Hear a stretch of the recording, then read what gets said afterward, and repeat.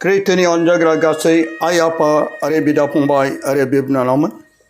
Sigang tarang sedigri bipai serkang nigas mikanjeng reja reja hambahi. Arbini nailo jalo sasalapsa ontola parbe Jesu Kristo kobo angni gerbo siniprai ang biko koloma. लोगोसे आरोबाव जायफोरबो जिसु ख्रीष्टजों साफ्रोमखौबो बुंदों आं नोंसोरखौ बे हादराव मावरियाफोरबायदि नागारलाङा आं नोंसोरखौ हेफाजाब होग्रा गोथार जिउखौ हरगोन बे गोथार जिउ इसोरखौ आं हामबायो आरो अरायसम जाय बिमाया जोंखौ अरायसम फोरबोनि खाथियाव लाबोयो सान हर जोंनि थाखाय बियो इसोरनो बिनानै होयो बे ओनसोलनि बिमा मारियाम जोंनि थाखाय बिसोरखौ गाबसग्रा हेफाजाब होग्रा बे बिमा मारियामखौ आंनि गोरबो मैखुननिफ्राय सिबिनाय खुलुमनाय आं बेनोबो बावहरो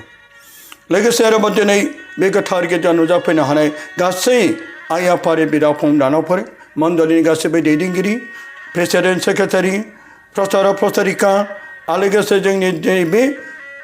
गोथार बोलि बावनो फैनाय मानगोनां फादार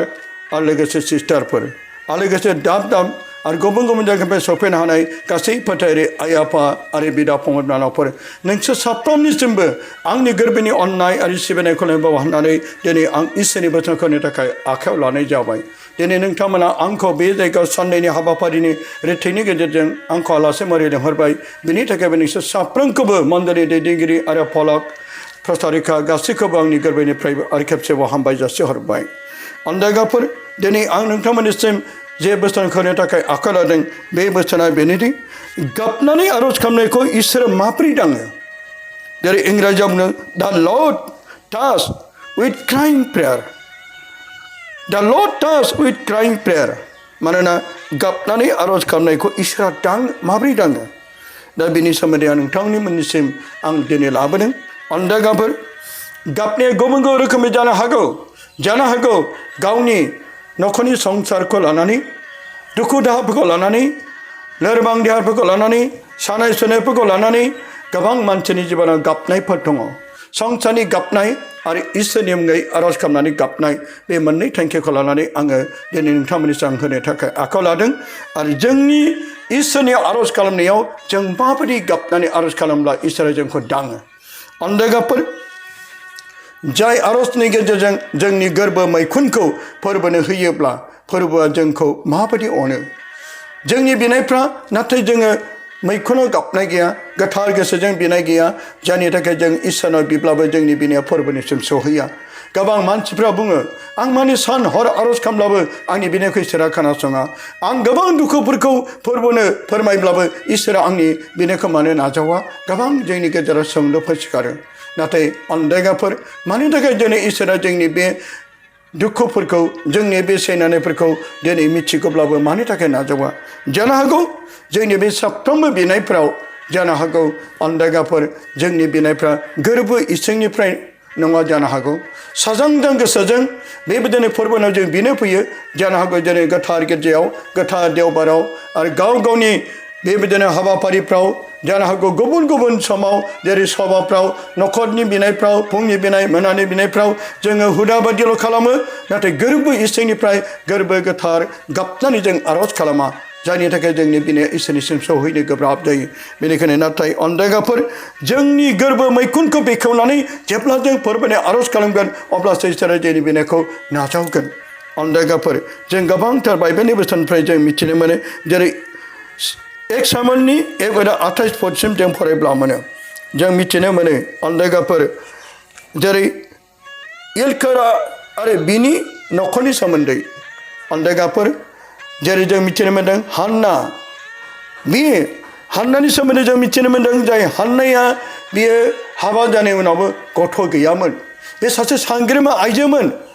बे सांग्रिमा आइजो जानानैबो दिनै बियो गोबांथार बिनि जिबनाव गोबां दुखु दङमोन गाबनाय दङमोन दिनै बे गुबुनफोरनि गथ'फोरखौ नुयोब्ला गावबो सासे बिमा जानो हास्थायोमोन बै गुबुनफोरनि गथ'खौ नुनानै बे बामनो लुबैयोमोन बे गोसोआव लुबैयोमोन आइ होननानै गाबजो जानो लुबैयोमोन फिसा होननानै गाबद्रोनो नाथाय बिनि बे हास्थायनाय मिजिङा बिनाव गैया जायनि थाखाय दिनै बे हाबा जानाय उनावबो बे बिमा जानो हास्थायब्लाबो बियो मोनाखैमोन जायनि थाखाय बिनि गोरबो बिखुना गोबां दुखु दङमोन अनदायगाफोर नाथाय जाय हान्नाया अब्लाबो बे इसोरनियाव गाबै गाबै बे आरज खालामनायखौ बावाखैमोन जाय बिनि फिसायनि मुङा इलखानामोन इफ्राय हाबजों रामा लोगो मानोना इलखाना इफ्रायारिमोन बिहा सानै हिन्जाव दं हान्ना आरो पेनिना बियो हान्नाखौबो जोबोर अनो आरो पेनिनाया फिसाजोफोर दङमोन जाय बिनि फिसाजोफोरखौ अननानै गावनि फिसाबादि सानना बियो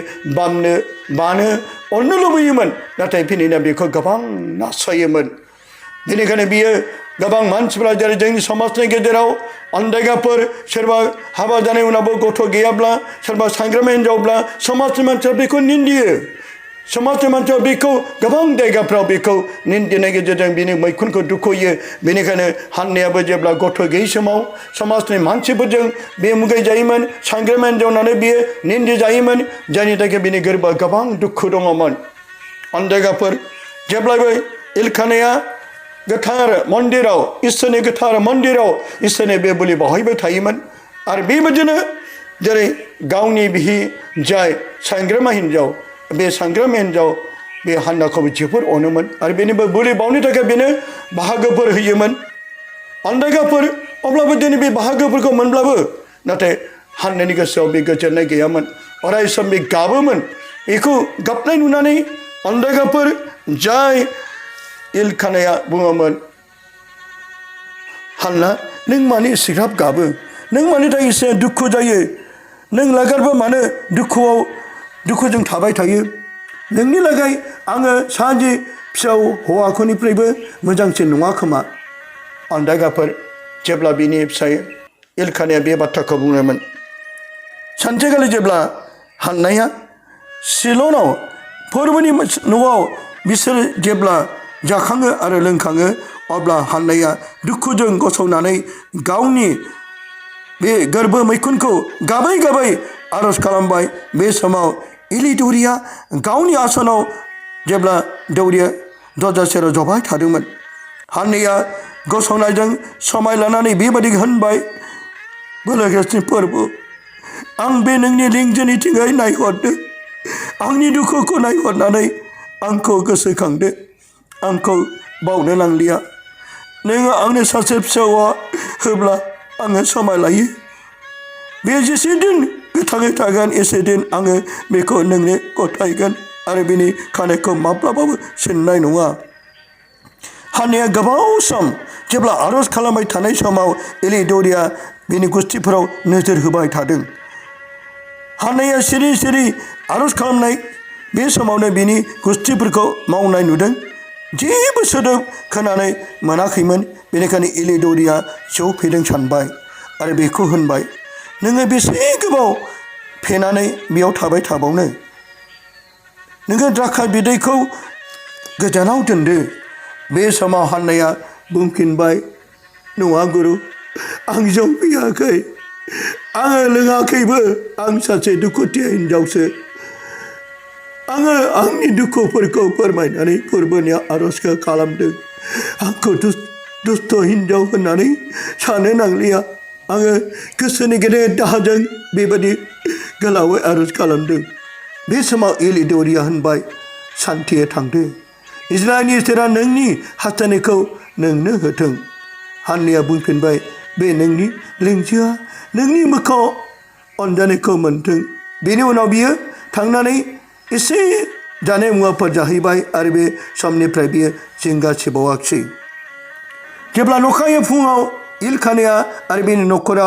गोख्रैनो सिखांनानै फोरबोखौ खुलुमखांमारनो रामायाव गावसोरनि न'आव थांबाय इलखानाया गावनि हिन्जावजों जेब्ला उन्दुफाहैयो अब्ला फोरबोआ हान्नानि आरज गाबनायखौ गोसोखांहोदों बेबायदिनो बियो मोदोमाव थानानै समबादि सासे हौवासा गथ' सारिबाय फोरबोनिफ्राय बेखौ बिनानै मोननायखाय बिनि नामखौ सामुएल दोनबाय नायदो अनदायगाफोर जाय गाबै गाबै जेब्ला बे गोथार मन्दिराव हान्नाया गावनि गोरबोनि गाबनायखौ इसोरनो फोरमायदोंमोन आरो बिनि गाबनायखौ इसोरा खोनासंबाय मानोना गाबनानै गोरबो इसोरनिफ्राय फोरबोखौ आरज खालामब्ला इसोरा बे बिनायखौ थारैनो नाजावथारो बेनिखायनो अनदायगाफोर आं दिनै बे बिसयखौ नोंथांमोननिसिम दिनै नोंथांमोननो आं फोरमायबाय माने गाबनानै आर'ज खालामनायाव इसोरा खोनासंथारो नाथाय जोंनि गाबनाया सोरबा सोरखौबा मोनैनि गाबनाय सोरबा बिसि फिसानि नांलाय खमलायनि गाबनाय थाखा फैसाखौ लानानै संसारनि नांलाय खमलायखौ लानानै गुबुन गुबुनै गाबनायफोर बे संसाराव दं बे गाबनायखौ इसोरा नाजावा नाथाय अनदायगाफोर जाय इसोरनियाव जोङो गोरबो मैखुन गावग्लिनानै गावनि थांखिफोरखौ फोरमायनानै जेब्ला जों फोरमायनो आर'ज खालामो अब्लासो बिनि गाबनाया बेसेन गोनां आरो बे मोदैया बेसेन गोनां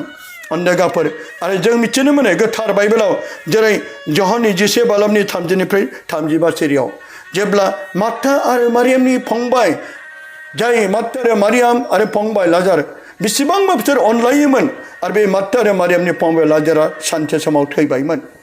जाय फोरबो जिसु ख्रीष्टआ बे सफैदोंमोन अब्लानो बे समाव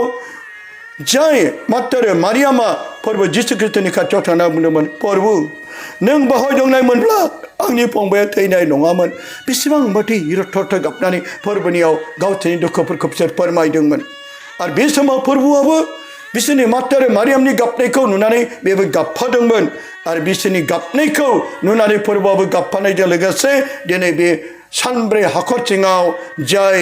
लाजारा हाखर सिङाव फबजाबायमोन अब्ला बिसोरनि गाबनायनि आर'ज गाबनायखौ फोरबो खोनासंनानै दिनै बे फंबाय लाजारखौ गोदान जिउ होफिनदों नायदो मार्था आरो मारियामनि गाबनायावबो फोरबो जिसु ख्रीष्टनि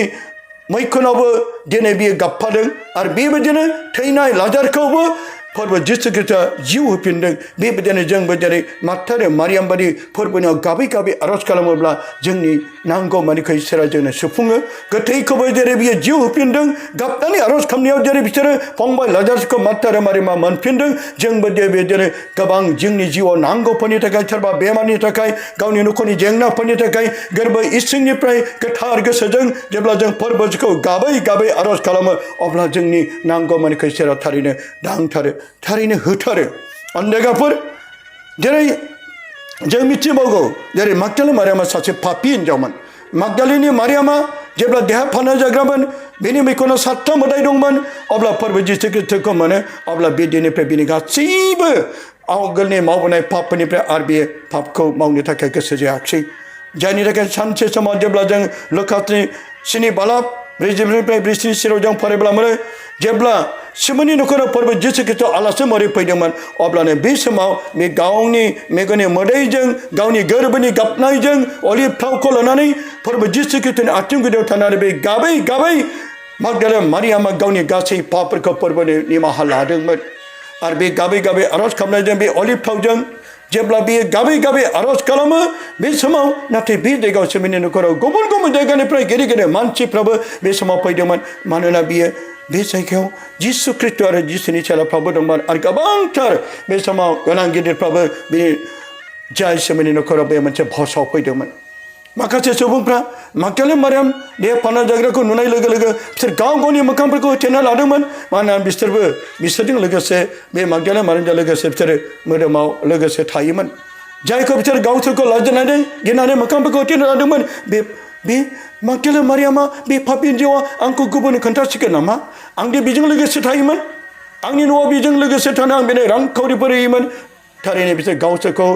लाजिनायजों गिनायजों थाखोमादोंमोन नाथाय मागदालिनी मारियामा रावखौबो दुसि खालामनो रावखौबो गुबुननि सिगाङाव फोरमायनो एबा रावखौबो दाय फानो थाखाय बे जायगायाव फैखाय गावनि दायनि थाखाय गावनि पापनि थाखायसो फोरबोनि खाथियाव गाबै गाबै बियो गावनि दुखुफोरजों गावनि गोरबो गाबनायजों सिखार खालामफैदों आरो बे समाव सिमोना गोसो सानदों बे पापी हिन्जाव देहा फानना जाग्रा माब्रै बियो जिसु ख्रीष्टखौ बियो खुदुमखौ आरो इसुआ इसोरब्ला बियो मिथिगौमोन बियो पापी ना मोजां अब्ला बिनि साननायखौ मिथिनानै फोरबोआ बुंदों सिमोन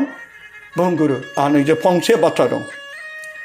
अब्ला बे मोनसे फिदेरनाय बाथ्रा बुंदोंमोन सासे मानसिया सानै मानसिया दाहार होदोंमोन सासेनो 500 रां देनार आरो सासेनो 50 रां देनार नाथाय बे सानैनि मादाव जाय सानैबो बे 500 रां आरो बे सासे 50 रां बे सानैबो बे दाहारखौ बिगोमानो होनो हायाखै अब्ला बे सानैनि दाहार लानायखौ बै बिगोमाया अननानै सानैखौबो नागारबाय आरो बे सानैखौ नागारनायनि मादाव सोरखौ बांसिन अनखो सोरखौ बांसिन नागारखो होननानै अब्ला बे सिमोनखौ फोरबोआ बुंदोंमोन अब्ला जाय सिमोना न'खरनि बिगोमा बुंदोंमोन फोरबो जायहा 500 रां देनार एबा बेखौ बे बांसिन अनबाय आरो बांसिन नागारबाय जायहा 50 रां बेखौ इसेल' अनबाय आरो इसेल' नागारबाय नोंगौखौ बुंबाय नायदो दिनै बे पापि हिन्जावाबो मागदाले मारियामाबो गोबांथार इसोरनि जोबनो गैयै अननाय बोरखौ मोननानै बे खोमादोंमोन बे 50 रांनि ओंथिया बेनो दिनै बे फैजेननिफ्राय आंखौ गोबां दाव खालामबाय आंखौ खुदुमबाय नाथाय नों आथिं सुनोबो आंनो दै होआखै बेनिखायनो बिनि गोबां पापफ्रा दंब्लाबो दिनै बे आंखौ गोबां अननायखाय गोबांथार दाव खालामनाय बे आंखौ खुदुमनायखाय बिनि पापफ्रा नागारजाबाय अब्ला अननायगाफोर दिनै जोंबो गोबांथार पाप मावब्लाबो गोबां दायनिगिरिब्लाबो जोंबो फोरबोनि खाथियाव गाबै गाबै जों गोरबोनि अननायजों गोरबोनि मैखुनजों जों गाबनायजों फोरबोखौ जों अनोब्ला फोरबोनाव निमाहा बियोब्ला फोरबो जोंनि हाजार दाय मावनायखौबो गासैखौबो निमाहा होजोबनानै जों हाजार मानसि बुथारदों हाजार जिनाहारि खालामदों हाजार सिखाव खावदों हाजार इसोरनि नोजोराव दायनिगिरिब्लाबो जोंबो बे पापि हिन्जावबादि गाबै गाबै इसोरनि जोबनो गैयै बोरखौ जों खोमाना लादोंब्लाबो जों बेबायदिनो निमाहा गाबनायजों मोदैजों जों फोरबोनियाव फैयोब्ला इसोरा जोंनि गासै पापफोरखौबो निमाहा होयो बेनिखायनो जेरै गाबनायनि गेजेरजों इसोरा जोंखौ दाङो अनदायगाफोर जाय गाबनायनि गेजेरजों हान्नाया जेरै गथ' मोनदों गाबनायनि गेजेरजों जेरै मारियामनि फंबाया जेरै गोदान जिउ मोनदों जाय पापि हिन्जाव मागदाले मारियामाबो हाजार दाय मावदोंब्ला बे गाबनायजों फोरबोनि आरज गाबनायाव बिनि गासै पापफ्रा निमाहा मोनजादों बेनिखायनो अनदायगाफोर फै जोंबो जोंनि गोरबो मैखुनजों गोथार गोसोजों फोरबोनियाव जोङो आरज खालामनाय समाव जोंनि मेगननि मोदैखौ जोंनि गोरबो इसिंनिफ्राय फोरबोखौ जों अननोब्ला जोङो अनदायगाफोर गाबनायजों जों इसोरनाव बियोब्ला थारैनो जोङो इसोरा जोंखौ अनथारो अनदायगाफोर जों गोबांथार जेरै सासिस्त्र जों फरायब्ला मोनो जाय पितरा गले गले बे खनसेना खननै खनथाम फालादोंमोन जाय जेब्ला अनसुला फोरबो जिसु ख्रिस्टखौ जेब्ला बिसारसालियाव लाङो अब्ला बेखौ बियो बासायनो थाखाय थाङाखै बे सिरि सिरि उन उन थांफादों नाथाय पितरखौ जिसुजों लोगोसे मन्दिराव बेजों लोगोसे जेरावबो थाफानायखौ नुनानै माखासे आइजोफ्रा नुनानै बुंदों बिबो जिसुजों लोगोसे आं बेखौ नुदोंमोन अब्ला बे गावनि अनसुला फोरबो जिसु ख्रिस्टनि गासै अननाय महिमाफोरखौ बे बावजोब्बाय गावनि जिउखौसो गेदेर खालामबाय मानोना बे साखर सासा थाबायनो हादोंमोन गोथै लाजारखौ फोथांफिननाय नुदोंमोन बारहुंखाखौ दलद थानाय गोबांथार सोमोनांथाव बे गासैखौ नुसेयावबो दिनै जाय पितरा फोरबो जिसु ख्रिस्टनि गेदेर अननायखौ बावनानै बे गावनि जिउखौ गेदेर खालामबाय जोंबो दिनै इसोरखौ गासैखौबो बावनानै गावनि जिउखौल' देरसिन सानो गावनि जिउखौल' जोङो गेदेर खालामनानै इसोरखौ जों नंखाय सानो जायनि थाखायनो बे गले गले बियो फोरबोनि सिगाङाव आरो बे दिनै बै सुबुंफोरनि सिगाङाव बियो फोलादोंमोन आं सिनाया बियो सोर आं मिथिथारा बे समावनो खनथाम फालायनायाव खनसेना खननै खनथाम फालायनायाव दाउला गिसिरबाय जायखौ फोरबो जिसु ख्रिस्ट आगोलावनो बुंखादोंमोन नों आंखौ अनो बुंब्लाबो नों आंखौ अनो बुंब्लाबो नाथाय दाउला गिसिरनि सिगां खनथाम फालागोन जेब्ला बे दाउला गिसिरो मानोना अखानायसेनोसो सम जाबाय बिसारा जोबै अब्लानो बे समाव पितर आरो जिसुनि मोखांजों मोखां जेब्ला गोग्लैयो अब्ला बे समाव पितरा मोदै रथ' रथ' फारसे खनायाव बिखा सौसै गाबदों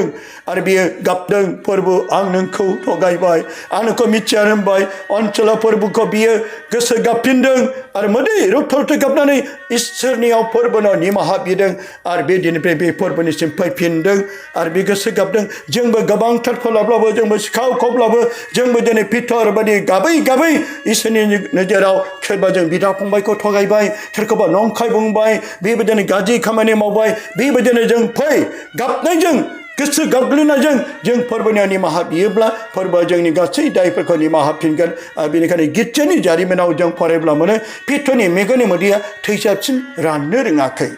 बिनि मेगननि मोदैया जिसुखौ अननायनि थाखायनो बिनि मेगननि मोदैया थैजासिम राननो रोङाखै जोंबो फोरबोखौ अनो जोंबो फोरबोखौ फोथायो फोरबोखौ अननायनि थाखायनो जोंनि मावनाय गासै पापफोरखौ लानानै जों निमाहा बिनो नांगोन अनदायगाफोर सानसे समाव जेब्ला आं गाबै गाबै सासे दौरिजों बेबायदिनो 1 घन्टा पाप सिमा लादोंमोन जोंनि खाथि दुथिनाव जेरै दौरिफोरजों पाप सिमा लानाय आरो जेरै जों मिथिनो मोनो मानोना माथाइनि 16:19 बुंदों नों पितर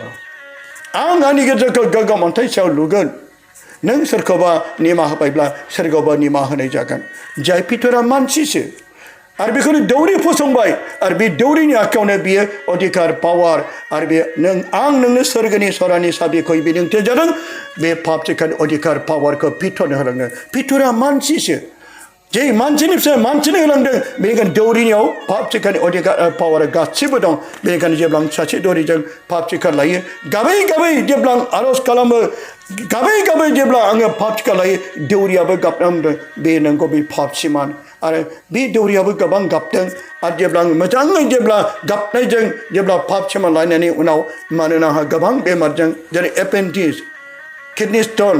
जन्डिस मेलेरिया टाइफयड गोबां बेरामजों आङो थैयांमोन जेब्ला आं गाबै गाबै आर'ज खालामनायजों अब्ला आन्दायगाफोर आंनि बे बेरामा बे दिननिफ्राय थारला हामबाय आंनि किडनी स्टोनाबो गैलिया आंनि एपेन्डिक्सआबो गैला आंनि मेलेरिया टाइफयड जन्डिस गासैबो बे मुगायावनो आंनि बे गाबै गाबै आर'ज खालामनायजों इसोरा आंखौ दांबाय बेनिखायनो अन्देगाफोर जों बयबो मिथिगौ इसोरा जोंनि गोथार बाइबेलनि गेजेरजों मिथिबाय गाबनानै आर'ज खालामनायाव गाबनानै बिनायाव दिनै गेदेर इसोरनि महिमाफोरखौ जों नुगासिनो दं अन्देगाफोर पिटराबो जेरै गोबां गाबनायनि गेजेरजों बियो गावखौ गोसो गाबनायनि गेजेरजों इसोरा बेखौ अनखांफिनबाय आरो गिबि बे दौरि आरो बे पप जाबाय अन्देगाफोर नाथाय जों जुदासनि गाबनायखौ मिथिगौ जुदासाबो जेरै पिटरजों 3 बोसोर थाफानानै गोबां सोमोनांथाव गासै हाबाफारिखौ नुदों गोथै थांखांफिननाय खाना खननाय लेंग्राखौ थाबायनाय गासैखौबो नुदोंब्लाबो नाथाय दिनै बे थाखा फैसानि लबाव 30 रांनि थाखायनो बे थाखानि लबावनो दिनै अनसलाफोरबो जिसु ख्रिस्टखौ बियो फानदोंमोन जेब्ला जिसु ख्रिस्टखौ जेब्ला बियो 30 रांनि फाननानै जेब्ला बेखौ दाय गैयै जिसुखौ जेब्ला लाङो अब्ला बिनि गोसोआबो गाबखांफिनदों मानोना अन्दायगाफोर गाबखांफिनदों नाथाय बे गाबनाया अन्दायगाफोर बिनि जुदासा जेब्ला गोसो गाबदोंमोन नाथाय बिनि गाबनाया जिसुनाव निमाहा बियाखैमोन बेबो निमाहा मोनगौमोन नाथाय गोजान गोजान बिनि गाबनाया बियो दाय मावदों होननानै जिसुनिफ्राय गोजान जादों जोंबो बेबायदिनो मालाबा दाय मावदोंब्ला आं दायनिगिरि खासै आं पाप मावबाय आङो जिनाहाराव गोलैबाय आं सिखाव खावबाय आं समाजनि गेजेराव दायनिगिरि जाबाय बेबायदिनो जोङो समाजनिफ्राय गोजानाव थानो नागिरो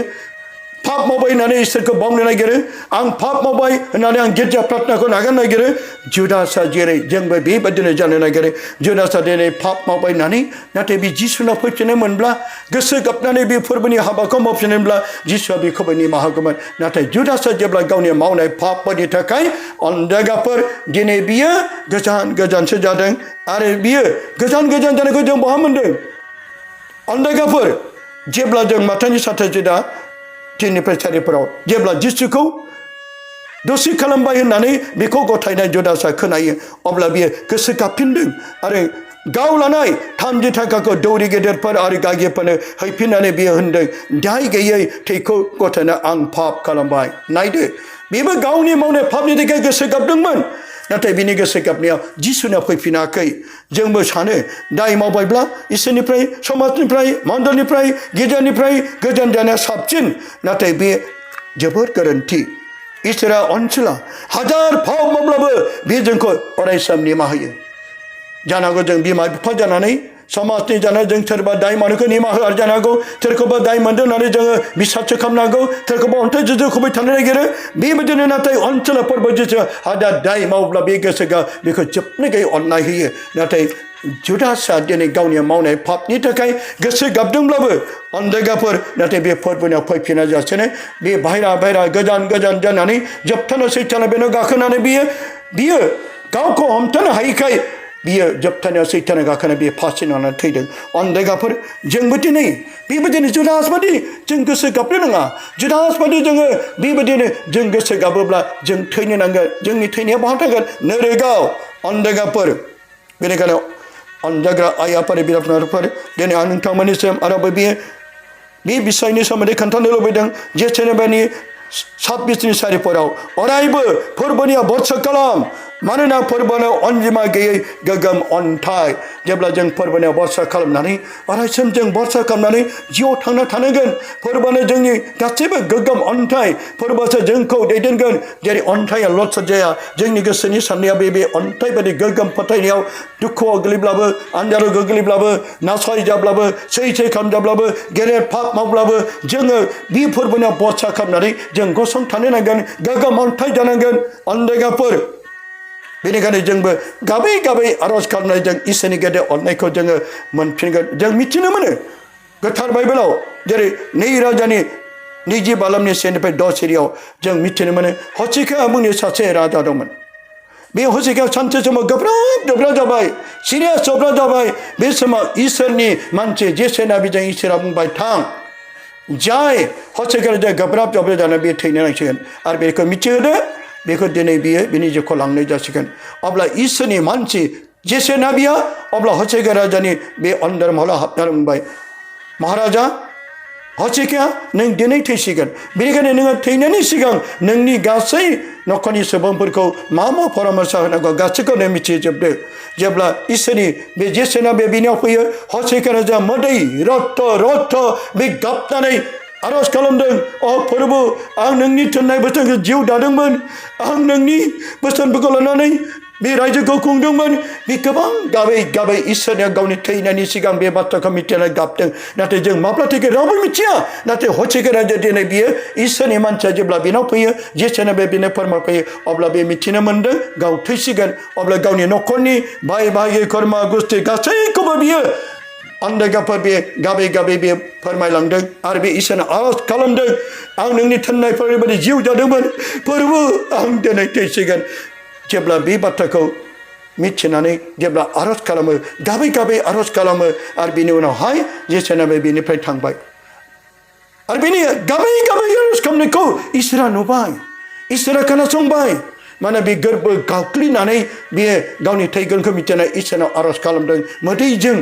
गोरबोजों मैखुनजों बे फोरबोनियाव गाबै आर'ज खालामदों आरो इसोरा बिनि गाबनायखौ खोनासंनानै अनखांफिनबाय आरो इसोरा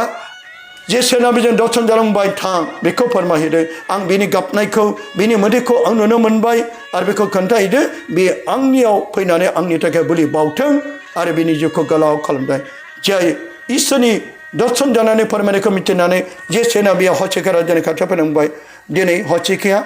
इसोरा नोंनि मोदैजों गाबनाय नोंनि गोरबोजों गाबनाय नोंनि गाबै आर'ज खालामनायखौ इसोरा खोनासंबाय आरो नोङो 15 बोसोर 15 बोसोर नोंनि इसोरा नोंनि जिउखौ गोलाव खालामदेरबाय नायदो अन्धगाफोर जा हसिखा राजाया बे थैनोसैमोन गोब्राब जादोंमोन अब्ला बे समाव गाबै आर'ज खालामनायाव इसोरा बिनि गाबनायखौ बिनि मोदैखौ नुनानै अब्ला बिनि जिउखौ 15 बोसोर फोलावदेरबाय आरो बेबायदिनो अन्धगाफोर बेबायदिनो जोंबो दिनै थैनो गोनां दङब्लाबो जों बेबायदि हसिखा राजा बायदि गाबै गोरबो मैखुनजों गोब्राबनिफ्राय गोबां सैनांगौफोरनिफ्राय होसो जानायनिफ्राय आन्दारमानिफ्राय जोंबो गाबै इसोरनाव फैयो गाबै जों इसोरनाव गाबदो गोरबो मैखुन गावग्लिनानै नोङो इसोरखौ मिथिहोदो अन्धगाफोर नाथाय बिदि होननानै जों बेबायदिनो गिर्जान'आव रौ गाबनो थिनाखै बिदि होननानै जों गोसो बै फाग्लाफोर बायदि सोरबा बुजानायजों सोरबा ओंखाम मोनजायजों सोरबा होसो जानायजों बिदि गाबदों नाथाय गोरबोनि गाबनाय गोथार गोसोजों गाबनाय बेबो गाबनायखौसो इसोरा खोनासङो बेनिखायनो अन्धगाफोर जोंबो दिनै बेबायदिनो फोरबोनियाव जों गाबदिनि गोरबोजों गाबदिनि इसोरखौ जों अनदिनि आरो बे गाबनाया थार इसोरनि जानांगोन जेरै जिसुआबो गाबदों